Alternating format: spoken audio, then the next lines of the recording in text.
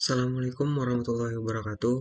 Perkenalkan, nama saya Muhammad Zain Maulani, NPM 211 0010 201, kelas 5C TI Reguler Pagi Banjarmasin. Nah, pada video ini saya akan menjelaskan mengenai aplikasi sistem informasi yang bertujuan untuk memenuhi tugas 1 pada mata kuliah Analisis Desain Sistem Informasi yang diampu oleh dosen Bapak Jauhari Maulani MKOM. Tanpa berlama-lama, langsung saja kita masuk ke aplikasinya. Nah, ini merupakan tampilan dari aplikasinya. Aplikasi ini merupakan aplikasi sistem informasi geografis atau aplikasi pemetaan lokasi. Aplikasi ini merupakan aplikasi web yang bersifat offline. Tujuan dari fungsi ini tidak jauh atau sama seperti Google Maps, yang dimana membantu atau mempermudahkan pengguna untuk menemukan suatu lokasi yang ingin dituju. Nah, pada aplikasi ini itu disediakan 3 menu utama, di mana ada master data, lokasi, dan maps. Di mana dari ketiga menu utama ini ada 2 menu inputan dan 1 menu output. Jadi master data dan lokasi itu nantinya sebagai inputan dan maps itu sebagai tampilan atau keluaran. Nah, langsung saja pada menu master data. Yang pertama itu ada menu wilayah, di mana pada halaman wilayah ini kita dapat menambahkan wilayah. Misalnya kode wilayah, kita masukkan saja kode wilayah 705, dan nama wilayahnya misalkan kita contohkan saja Lalak. Nah, GeoJSON di sini merupakan file di mana berisikan titik-titik koordinat yang membentuk wilayah dari Alalak. Nah, karena pembuatan file GeoJSON ini sangat memakan waktu, maka kita persingkat saja dengan mengambilnya secara random yang sudah ada. Nah, jadi sini sudah saya siapkan file dari GeoJSON. Terus warnanya bisa kita pilih warna dari wilayah. Kita ambil saja warna hitam, lalu kita simpan. Nah, sukses. Ketika ada notif sukses, artinya wilayah yang kita inputkan itu sudah masuk ke maps, ke output. Nah, lalu lanjut ke halaman berikutnya, yaitu kategori. Nah, pada halaman kategori kita di sini diarahkan untuk menambahkan marker, yang dimana yang sudah ada contoh di sini, yaitu marker berwarna oranye itu menunjukkan toko bangunan. Nah, jadi kita bisa menambahkan suatu tempat-tempat umum, atau misalkan tempat-tempat pribadi seperti rumah, kafe, terus rumah sakit, sekolah, kampus, kantor polisi, dan lain-lain. Nah, jadi kita tambahkan contohnya, kita berikan kode kategori 02 dan nama kategorinya kampus misalkan. Terus kita tambahkan markernya. Nah, di sini saya sudah menyiapkan marker kampus. Nah, lalu kita simpan. Nah, sukses ditambahkan. Nah, jadi kategori yang kita inputkan tadi sudah masuk ke dalam tabel dan sudah berada masuk ke maps. Lanjut ke menu yang selanjutnya, yaitu lokasi. Nah, dimana pada halaman set lokasi ini kita menambahkan alamat lengkap dari marker yang kita inputkan.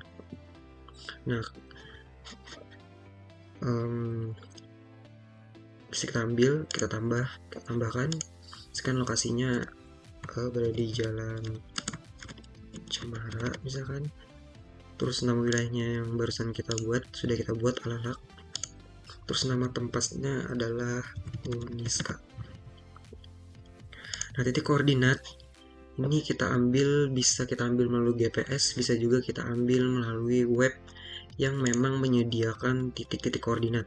Nah, contohnya seperti OpenStreetMap, ini sudah menyediakan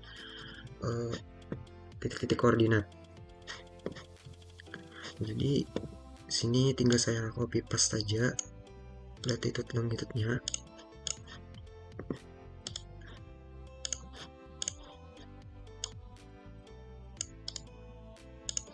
copy kemudian paste.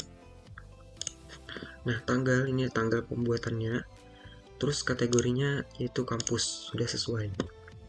Terus kita simpan.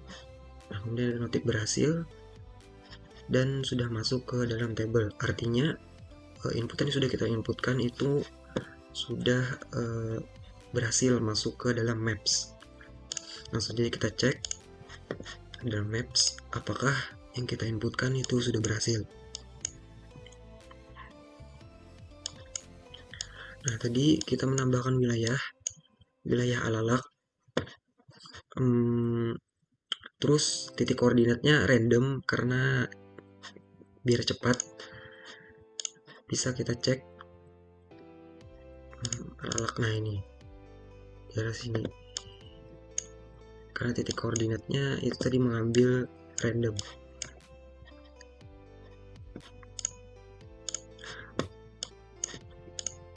Kemudian kategori yang sudah kita inputkan tadi adalah kampus. Nah, di sini muncul detailnya, detail dari titik lokasi yang sudah kita inputkan tadi. Lokasinya berada di Jalan Cemara, Kecamatan Alak. Terus ada keterangannya juga, kampus Uniska, dan tanggal di inputnya marker tersebut. Nah, di sebelah kanan itu ada beberapa menu yang dapat merubah bentuk peta sesuai keinginan yang kita mau. Ada outdoors, ada satelit Google, dan ada roadmap. Nah, terus selain itu juga ada menu layer yang dimana kita dapat mengaktifkan dan menonaktifkan suatu wilayah, misalkan kintab misalkan. Nah, dia akan warnanya akan nonaktif tadi. Nah, selain wilayah, kita juga dapat menonaktifkan kategori yang barusan kita buat. Kita bisa menonaktifkan toko bangunan, kita juga bisa menonaktifkan kampus.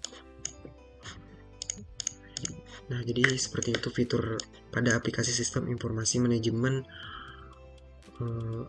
geografis ini atau pemetaan suatu lokasi. Nah, jadi hanya saja aplikasi ini masih memiliki beberapa fitur yang kurang, yakni adalah rute. Nah, jadi di waktu yang akan datang, fitur yang perlu ditambahkan dalam aplikasi ini yaitu adalah rute. Sama seperti Google Map, itu kan kalau kita ingin menuju ke suatu lokasi, kita diberikan rute dalam perjalanan. Nah, jadi kemungkinan di waktu yang akan datang, aplikasi ini perlu dikembangkan, terutama fitur rute. Nah, jadi demikian, itu saja penjelasan aplikasi sistem informasi dari saya. Saya akhiri, wassalamualaikum warahmatullahi wabarakatuh.